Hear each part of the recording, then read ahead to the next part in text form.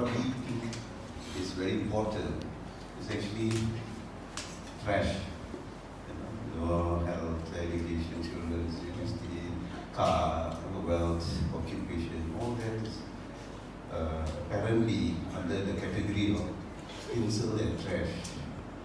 But what it really is your divine birthright is to know who you are and why are you here.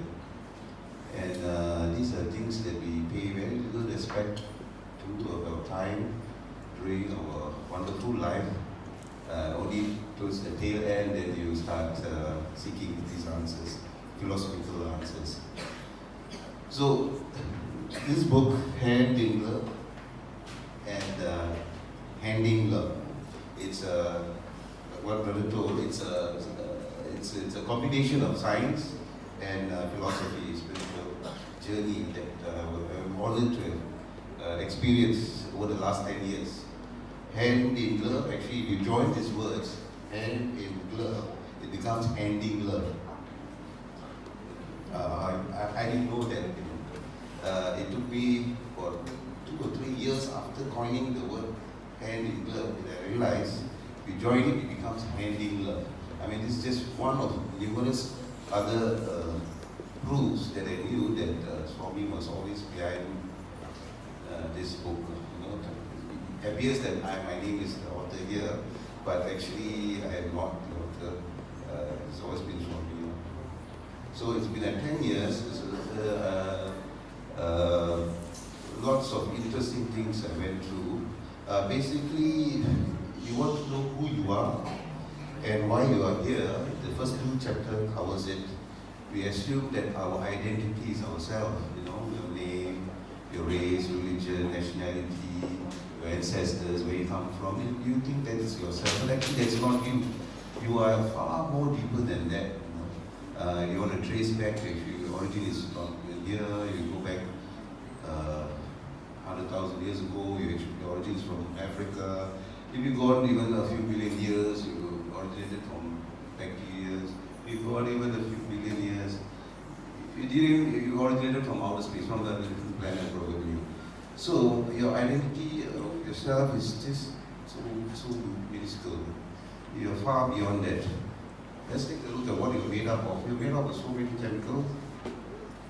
Hydrogen, nitrogen, oxygen and all that. All these are actually due to the explosion of a sun, a star somewhere out there. So every part of your left hand is made of one star exploding somewhere else, the right hand is another star exploding somewhere else. And you're made up of these components due to selfless sacrifice of great cosmic accidents over the past. And you are the byproduct of it.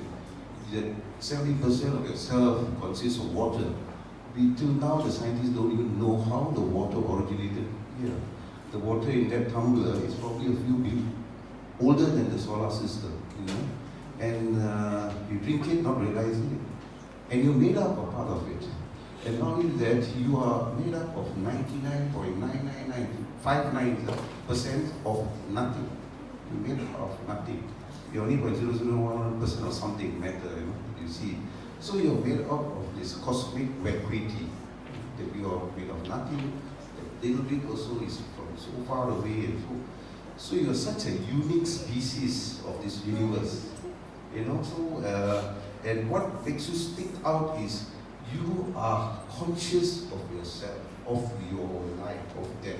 That is an amazing thing that sticks you out, then everything else in the family, they're all conscious. But you have one extra thing there, that you are conscious of your existence. And that is the wonderful journey of life. The moment you realize that, the story about this book's about Satchit and Ananda, awareness, consciousness, and bliss. So, that according to Swami's teachings, and this thing happened because I had a dream, and when Swami came into my dream, and we were in some kind of a meeting, I knew there were a lot of very important people in the meeting, and I was there, and I was seated beside Swami, on his right hand. And I carried some of his books there, to impress him. I was having that book with me and impress him. And Swami sat there and then looked at me. Oh, you read it? He gave that cheeky remark. I never read it. So, and I said, yeah. And then he said, oh, he did that. And then I lied to him, and then he just smiled. So why I said that was because when I went to Putu, I've been to Putu 3 times. Like, I bought lots of books to my so-called library. I never read anything. Never read anything. So I was stuck in chapter 11 about pure awareness, and I think it's chapter 11. I knew this concept in my mind when I didn't know how to put it. And then I remembered the dream. The Swami said, you didn't read it. That message was, so I said, oh my God, I'm going to read all these books, is it? So I just looked at my library and just picked one, and there was this book, Sea of Consciousness, small book, but when I read it, I was telling my wife, this book is worth more than gold, my condo is on fire, I have to save these books before I save my IC and everything there.